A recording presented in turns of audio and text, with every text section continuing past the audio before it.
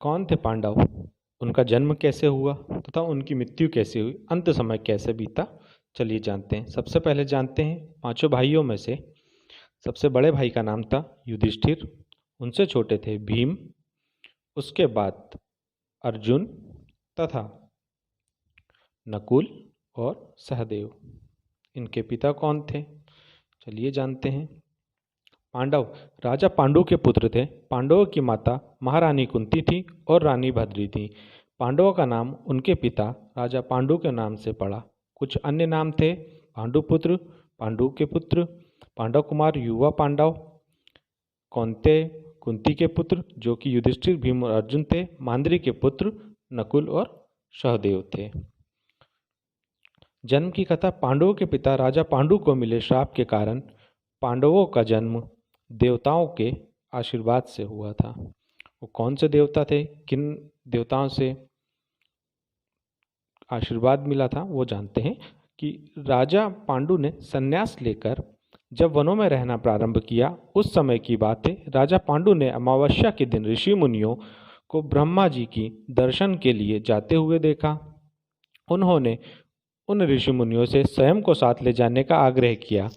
उनके इस आग्रह पर ऋषि मुनियों ने कहा, राजन, कोई भी निसंतान पुरुष ब्रह्मलोक जाने का अधिकारी नहीं हो सकता, अतः हम आपको अपने साथ ले जाने में असमर्थ हैं। ऋषि मुनियों की बात सुनकर पांडु अपनी पत्नी से बोले,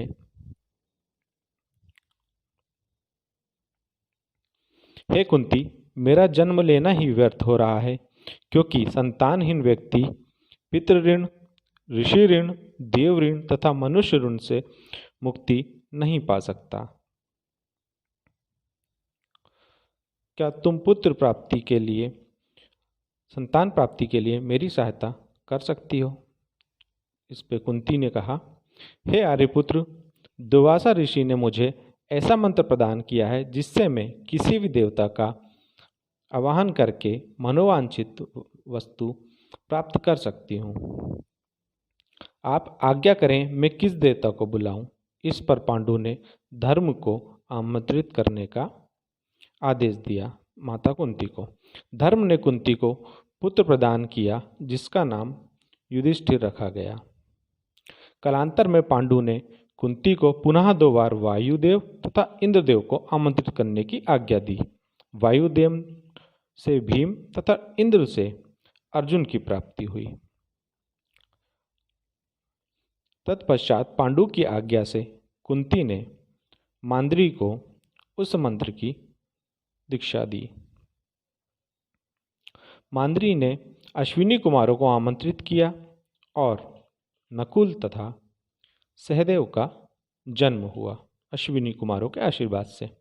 राजा पांडु की मृत्यु के बाद मांद्री ने उनके साथ सती हो गईं, किंतु पुत्रों के पालन पोषण के लिए कुंती हस्तिनापुर लौट आईं।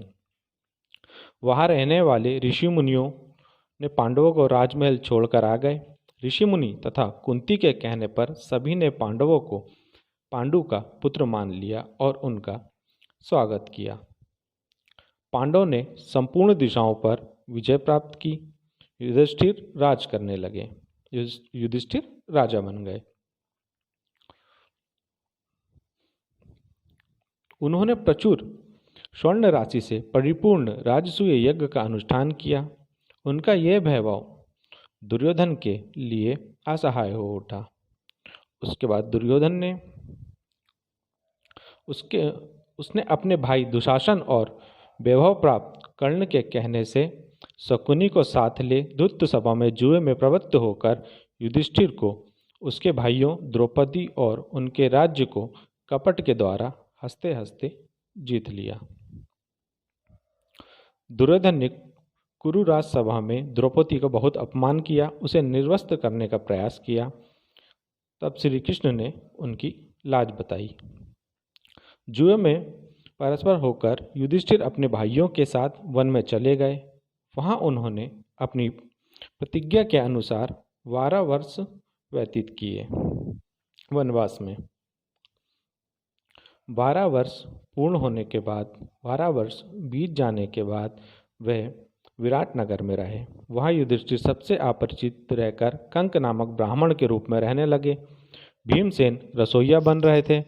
इसी प्रकार अर्जुन, नकुल, सहदेव ने भी अपने अपने नाम बदल लिए तथा पहचान बदलकर वहाँ रहने लगे। भीमसेन ने रात्रि काल में द्रौपदी का सतीत्व हरण करने की इच्छा रखने वाले किंचक को मार डाला। तत्पश्चात कौरव विराट की गांवों को हरकर ले जाने लगे। तब उन्हें अर्जुन ने परास्त किया। उस समय कौरवों ने पांडवों को पहचान लिया।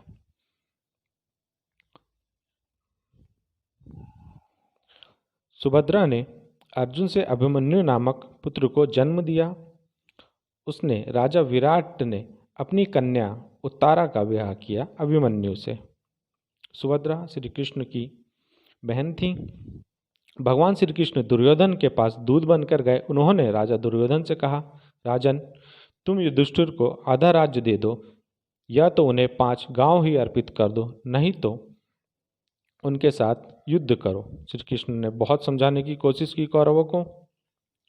श्री कृष्ण की बात सुनकर दुर्योधन ने कहा, मैं उन्हें सुई की नोक के बराबर भी भूमि नहीं दूंगा, उनसे अवश्य युद्ध करूंगा। ये दुर्योधन ने श्री कृष्ण से कहा। और फिर आप सब जानते हैं कि युद्ध का परिणाम क्या रहा। कौरवों की हार हुई और पांडवों की विजय हुई। इसे ही धर्म की जीत कहा जाता है। एक बार फिर से पांडवों ने राज संभाला और राज करने लगे। एक बार द्वारका से लौटे हुए अर्जुन के मुख से मुसल कांड के कारण प्राप्त हुए श्राप से पारस्परिक युद्ध द्वारा यादवों के संहार का समाचार सुनकर